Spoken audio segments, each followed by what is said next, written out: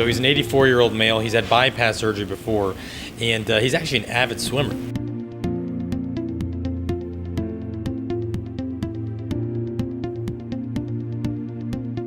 So I decided, well, I'm going to swim. I'm not a swimmer, but I can swim. I'm a pretty good swimmer. I swam all right for the 25 meters. I thought I did very well. I kept up with the pack. And then when I hit the far side, I kind of hit a brick wall. I had 25 meters to go. And it was a real struggle about the last 10 meters. Shortness of breath, no energy. I thought I was going to drown. What has been happening over the last 6 to 8 months to a year is that he's been noticing he's getting more and more fatigued during that window of time. And because of that, he had echoes done that found that he had severe aortic stenosis, which is consistent with the cause of his symptoms. And so today we're going to be doing a transcatheter aortic valve replacement to replace that valve.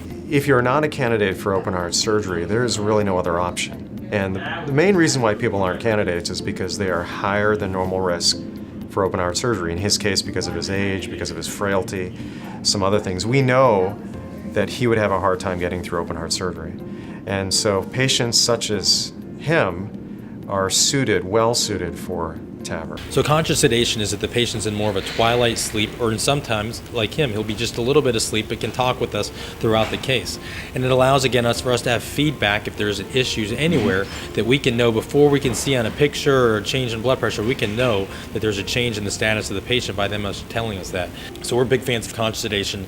We've done about 400 cases so far. And what we've seen actually is that our patients, we really think it optimizes the whole entire course of care during the procedure and after the procedure for the patients, and allows our patients after the procedure to avoid any of the challenges from an older person having anesthesia, and also be able to mobilize and get up very quickly.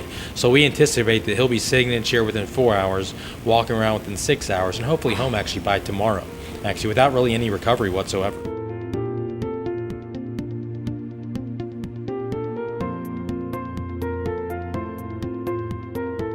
All right, Mr. Harrison. Yeah. The valve is starting to go up in your heart now, okay? Okay. You feeling okay? Yeah, I feel good. The valve's going up right now, sir. And one team. All right, sir, the valve looks in a great place right now. We're just going to finalize our position, okay? Okay. Hey, I'm going to be a new man. Great. All right, sir, we're all done putting the valve in, okay? We're just going to close up the arteries, all right? Okay. So we're all done with the procedure. Let us know what you thought about it. Very easy. I went to sleep a little bit.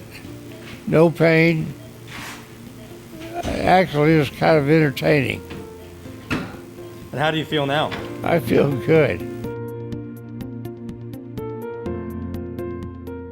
This is going to sound funny, but I've actually had some fun here. It's crazy to say that. Really? Isn't that true, dear? I didn't feel anything, but I was awake. And I heard talking. And I think I said a few things to somebody. I'm not sure what I said. Anyway, but it was an interesting experience. And it was not one where you wish it were over, because it got over before I knew it. And so we've really seen a transformation in how people do. When you do this under conscious sedation instead of general anesthesia, you're up on your feet within a few hours, and most people are going home the next day.